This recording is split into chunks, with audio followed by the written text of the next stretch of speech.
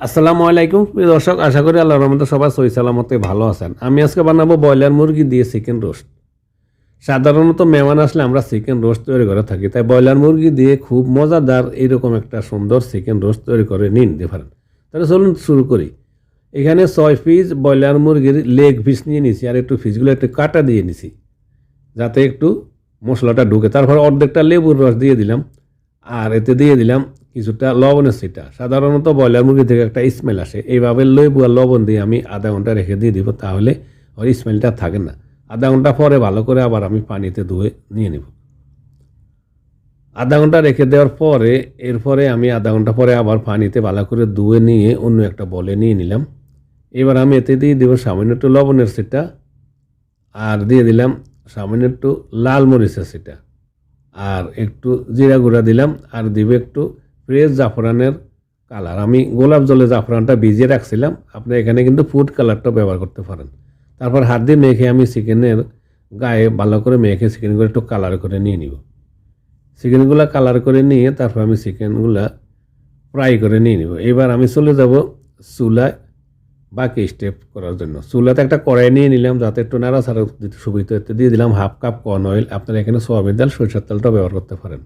Half cup corn অয়েলের সাথে 2 table চামচ দিয়ে দিলাম ভেজিটেবল ঘি। তারপরে এতে আমি একটা পেঁয়াজ কুচি করে নিয়ে নিয়েছি, পেঁয়াজটা বেরেস্তা করে নিয়ে নিব। প্রিয় দর্শক, আশা করি রেসিপিটা আপনাদের পছন্দ হবে। যদি পছন্দ হয় প্লিজ লাইক কমেন্ট শেয়ার করবেন, আর ভালো লাগলে আমাদের চ্যানেলটা সাবস্ক্রাইব করে সাথে থাকতে পারেন। ধন্যবাদ।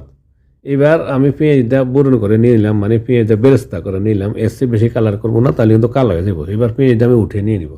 আর এই তেলটাতে কিন্তু রান্না করলে ভালো সুন্দর একটা পেঁয়াজের একটা গ্রান আসবো। এই যে এবার পেঁয়াজটা উঠে আমি রেখে দিব, আমি পরবর্তীতে এবার পেঁয়াজটা লাস্টে লাগবো। এবার আমি চিকেনগুলো ফ্রাই করে নিয়ে নিব। প্রথমে 3 পিস চিকেন দিয়ে দিলাম, 3 পিস চিকেন দিয়ে পরবর্তী আমি 3 পিস চিকেন দিব।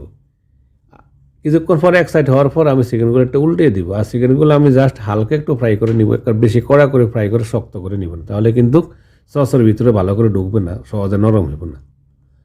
তারপরে আমি কিছুক্ষণ পর যখন ফ্রাই করা হয়ে গেছে, এবার চিকেনগুলো উঠে নিব। দেখুন কেমন সুন্দর একটা কালার আসে, এর চেয়ে বেশি কালার কোনো প্রয়োজন নাই। তার বাকি 3 পিস চিকেন আমি একই প্রসেসে ফ্রাই করে নিয়ে নিব। দিয়ে দিলাম বাকি 3 পিস চিকেন, আর বাকি চিকেনগুলো আমার ফ্রাই করা হয়ে গেছে। দেখুন চিকেনগুলো আমি এবার উঠে নিয়ে নিব। চিকেন উঠে নেওয়ার পরে আমি এতে দিয়ে দিব আস্ত কিছু মশলা। দিয়ে দিলাম ছোটো 6টা এলাচ, 3 টুকরো দারুচিনি, 6-7টা হবে লবঙ্গ, 2টা স্টার এনিস, আর ছোটো 4টা তেজপাতা। এবার হালকা একটু ফ্রাই করে নিয়ে নিব যাতে মশলার গ্রানটা একটু কড়া হয়।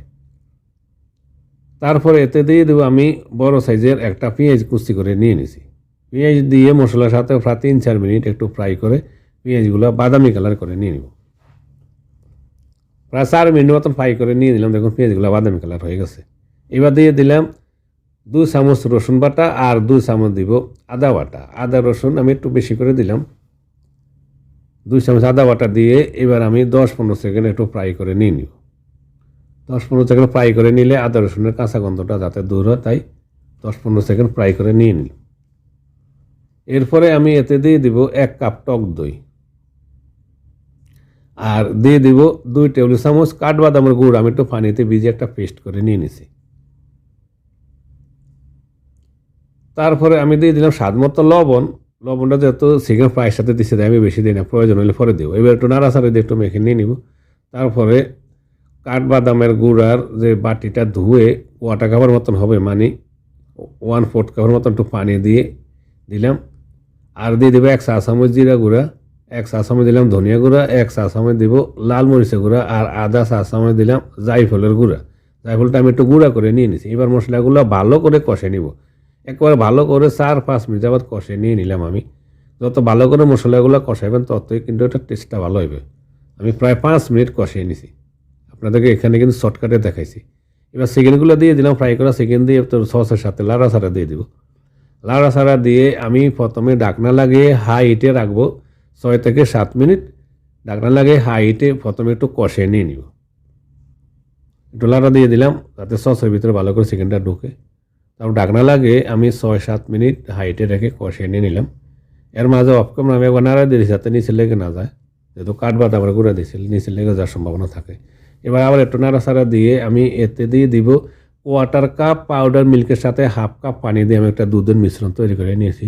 চিকেনটা সিদ্ধ হওয়ার জন্য দিয়ে দিলাম, আর দিয়ে দিলাম আমি এখানে 5টা কাঁচামরিচ। আপনারা এখানে কিন্তু লিকুইড দুধটা দিতে পারেন। আর দিয়ে দিলাম 2 টেবিল চামচের মতো হবে কিশমিশ। আমি সিদ্ধ হওয়ার জন্য এই পাউডার দুধটা ব্যবহার করছি, আপনার লিকুইড দুধ দিয়ে এই চিকেনটা সিদ্ধ করে নিতে পারেন। এবার একটু নাড়া দিয়ে দিব, নাড়াচাড়া দিয়ে চুলার হিটটা মিডিয়াম হাই করে দিব।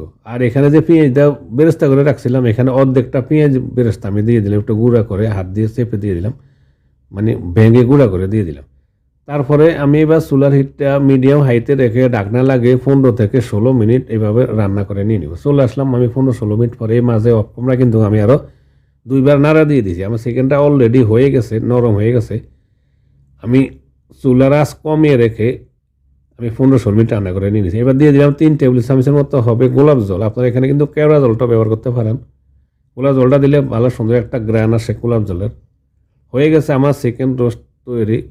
সহজ রেসিপি, ব্রয়লার মুরগি দিয়ে এত সুন্দর এত মজাদার একটা চিকেন রোস্ট তৈরি করা যায়। আপনারা একবার বানিয়ে দেখেন, আশা করি এই রেসিপিটা আপনার পছন্দ হবে। উপরে কিছুটা পেঁয়াজের বেরেস্তা ছিটিয়ে দিয়ে দিলাম। রেসিপিটা যদি ভালো লাগে প্লিজ একটা লাইক করবেন, আর আমাদের চ্যানেলটা সাবস্ক্রাইব করে আমাদের সাথে থাকুন। ধন্যবাদ। সবাই ভালো থাকুন, সুস্থ থাকুন। আবার দেখা হবে ইনশাল্লাহ অন্য কোনো সময় অন্য কোনো রেসিপিতে। আল্লাহ হাফিজ।